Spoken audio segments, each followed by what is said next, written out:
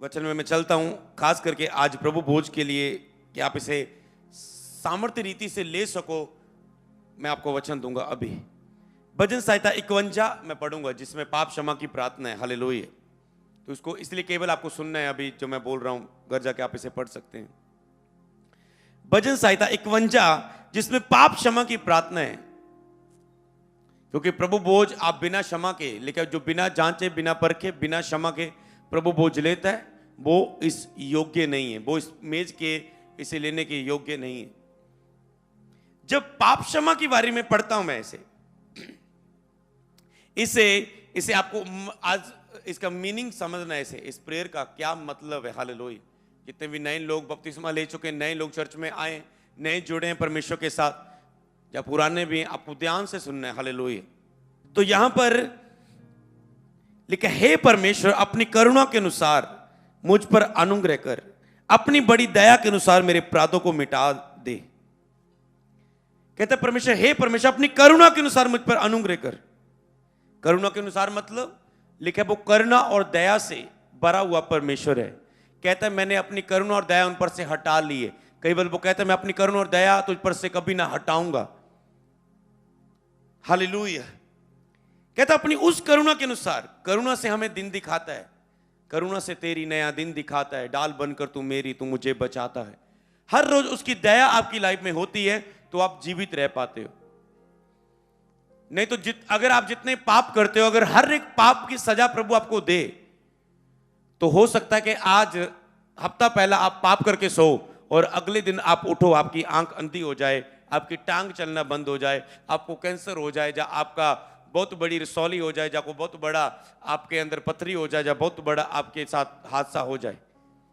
पर परमेश्वर क्या करता है, आप रोज गुनाह करते हो, बार बार पाप करते हो, फिर भी वो बार बार आपको गले लगाता है। ये क्या है? उसकी करुणा, दया है उसकी। और उसकी ये करुणा दया इस पर निर्भर नहीं है कि हाँ अगर हम बहुत धार्मिकता में चल रहे हैं, बहुत पवित्रता में चल रहे हैं, तो ही वो हम पर दया करेगा। कई बार वो इतना दया से भरा हुआ, आप बार उसे इतना सताते हो, उससे दूर हो जाते हो। जैसे एक व्यक्ति होता ना, कई व्यक्ति में इतनी कमियां होती, कोई उसे एक्सेप्ट नहीं करता। उसमें बहुत सारी कमियां होती हैं, उसे कोई एक्सेप्ट नहीं करता। पर यीशु मसीह उसे एक्सेप्ट करते हैं, यीशु मसीह उसे ग्रहण करते हैं, क्योंकि प्रभु कहते हैं मैं तेरी कमियों को देखकर नहीं, मैं अपनी दया को देख के तुझे एक्सेप्ट करता हूं। हालेलुया। क्योंकि मैं दयालु हूं। हालेलुया। वो दया का सागर है, वो दया से भरा हुआ परमेश्वर है। इसीलिए कहता है जो तू प्रभु करुणा से भरा हुआ परमेश्वर है, लेकिन क्या है उसकी करुणा और दया? धर्मी लेकर 7 बार भी गिरे, प्रभु यहोवा उसे उठा के खड़ा करता है। ये क्या है? उसकी करुणा और दया। आप धर्मी हो क्योंकि जब आपने यीशु मसीह को ग्रहण किया, आप पापी नहीं रहे, आप उसके लहू के द्वारा धर्मी किए गए। और वो धर्मी अगर 7 बार भी गिर जाए, प्रभु उसे उठा के खड़ा करता है। हालेलुया। क्या है उसकी करुणा और दया? कि मनुष्य की गति यहोवा के हाथ में, कि कहता है तेरी गति मेरे हाथ में, चाहे तू गिर भी जाए तो भी पड़ा नहीं रहेगा, क्योंकि मैं तेरा हाथ थामे रखता हूं। ये उसकी करुणा है। तो गिर भी जाए तुझे पड़ा नहीं रहने दूंगा। एक मां दूध पीते बच्चे को भूल सकती है, कहता मैं तुम्हें कभी नहीं भूलूंगा, कभी नहीं छोड़ूंगा। ये उसकी करुणा है, ये उसकी दया है। तो जब हम पापी ही थे, लिखा तब मसीह हमारे लिए मरा कि हम पाप में से छूटकर धार्मिकता को ग्रहण करें और स्वर्ग को ग्रहण करें। ये उसकी दया है। हमारे पापों के कारण हमारा चुनाव, हमारी धार्मिकता के कारण हमारा चुनाव नहीं हुआ। जब मेरा कि हम बहुत भक्ति करते थे, अपने चुनाव को जानो, लेकिन अपने चुने हुए को जानो। ना ही तुम बहुत भक्ति में थे, ना ही तो बहुत धार्मिक थे, ना ही तो बहुत पढ़े लिखे थे, ना ही तो बहुत समझदार थे। तू पाप में थे, तुम गंदगी में थे। पर लिखे परमेश्वर ने जगत के निर्बलों को, कंगालों को चुन लिया, मूर्खों को चुन लिया, उनको चुन लिया जो कुछ है भी नहीं, जो कुछ भी नहीं। कई बंदे अंदर कुछ तो टैलेंट होता है ना यार, बंदे च सारे गुण माड़े, पर एक गल च बड़ी वधिया है। पर बाइबल कहती है जो कुछ है भी नहीं, जिसके अंदर कुछ भी भला नहीं, उसको भी प्रभु ने चुन लिया। ये क्या है? उसकी दया है। हालेलुया। इतनी दया से हम चुने गए, इतने जब हम पापी थे हम चुने गए, इतना जब हमने पाप में से सताया फिर भी उसने माफ करके हमें खड़ा किया, ये उसकी दया है। हालेलुया। और कहता है हे परमेश्वर अपनी करुणा के अनुसार मुझ पे दया कर। जब एक पाप में गिरी हुई औरत सब पत्थर मार के उसे मारने के लिए तैयार हैं, यीशु से कहता है वो पहला पत्थर मारे जिसने कोई पाप नहीं किया। सबको पाप नजर आ गए अपने, और सब अपने पत्थर फेंक के चले गए।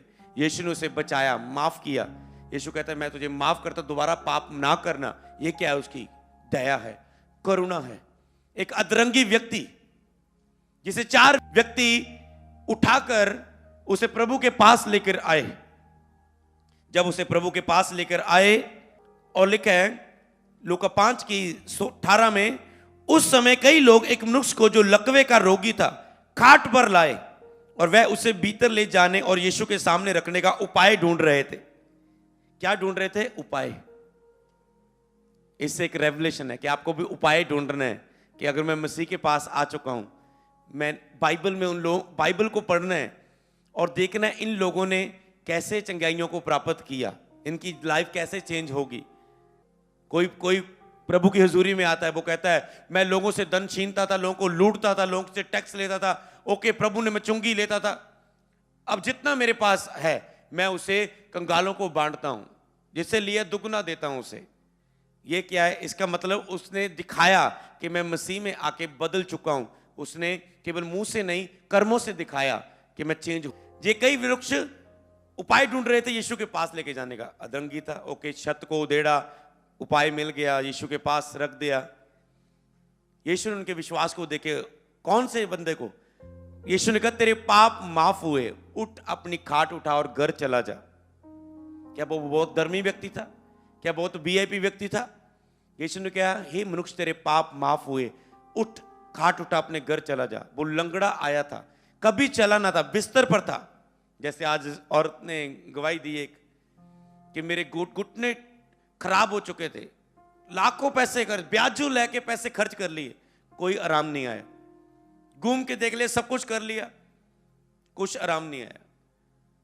गरीबी इतनी है, इंग्लिश सीट नहीं है, इंग्लिश ईंटें रख रख के, क्योंकि नीचे बैठ नहीं सकते, ईंटें रख रख के सीट बना रहे, पूरे दुख में। हालेलुया। पर जब टच मिला कि हे परमेश्वर, जब वर्शिप चल रही थी कि हे परमेश्वर मेरी चिल्लाहट को सुन, मेरी प्रार्थना की ओर ध्यान दे। लोग चिल्ला रहे थे प्रभु के सामने, और प्रभु ने उसकी प्रार्थना की ओर ध्यान दिया और उस पर हाथ रखा गया, तुरंत वो चंगी होगी, आगे आके गवाही दी।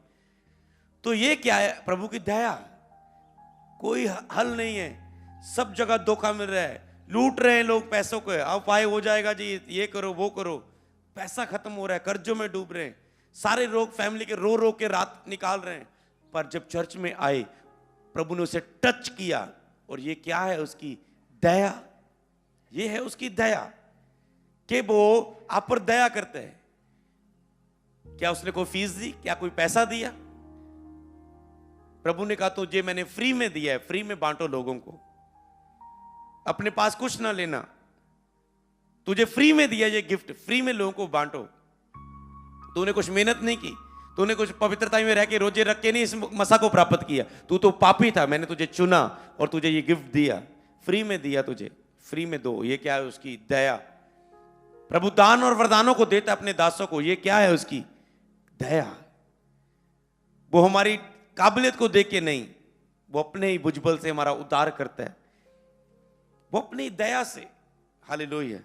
तो दाऊद इस दया को समझता था, समझ रहे ना? अब आता हूं बिंदु पर।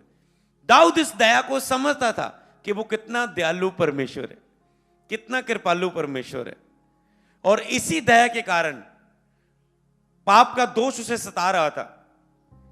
पर जब वो प्रभु की दया पर मनन कर रहा था, तो जब वो प्रभु की दया पर मनन कर रहा था, तो वो कह पाया प्रभु मेरे पापों की लिस्ट बड़ी नहीं है, तेरी दया की लिस्ट बड़ी है।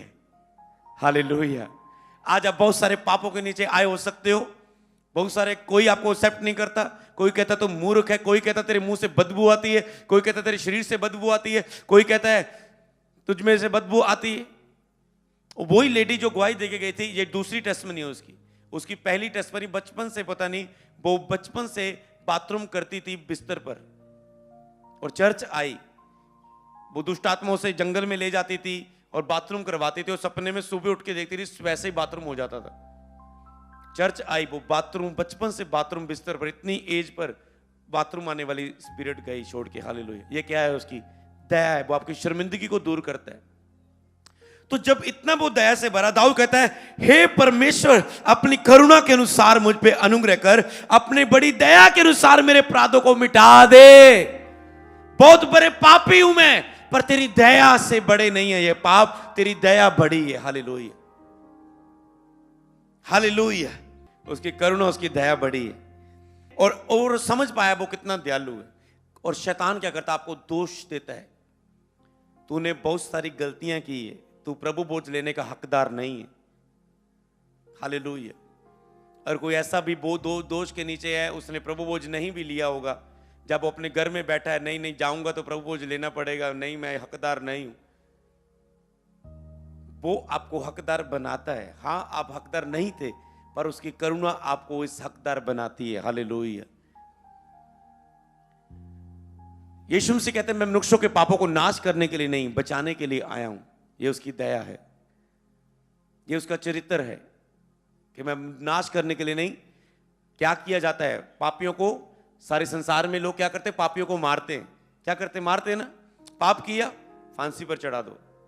कई जगह अलग अलग तरह की सजा दी जाती है। पाप किया, मार दो। पाप किया, हथियार उठाओ, ये उठाओ। हर एक आया, बड़ा महान व्यक्ति भी दुनिया में आया, उसने पापियों को नाश किया। बड़ा भी आया, कोई बाबा आया, कोई चेला आया, कोई भी आया, हर एक व्यक्ति बस एक ही चीज, हम पापियों का नाश करेंगे। यीशु मसीह कहते हैं, अगर दुनिया में सब पापियों का नाश करते रहेंगे तो सारी दुनिया खत्म हो जाएंगी, क्योंकि सबने पाप किया है, सब परमेश्वर से दूर है। बाइबल में लिखा है, कोई धर्मी नहीं है, एक भी नहीं धर्मी। धर्मी तो एक भी नहीं है। कौन कह सकता है मैं प्योर हूं 100%?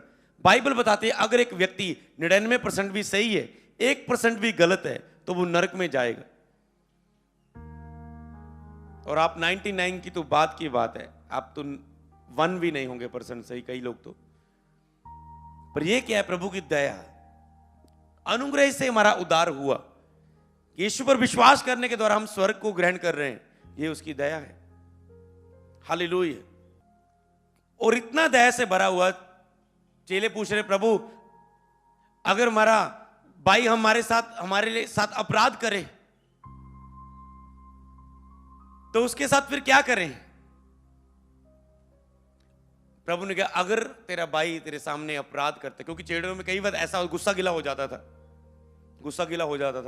कुछ यार नहीं मैं इत्थे जाना, मैं नहीं ते तू जाना, मैं जाना। अच्छा प्रभु जी, साडे चों वड्डा कौन आ?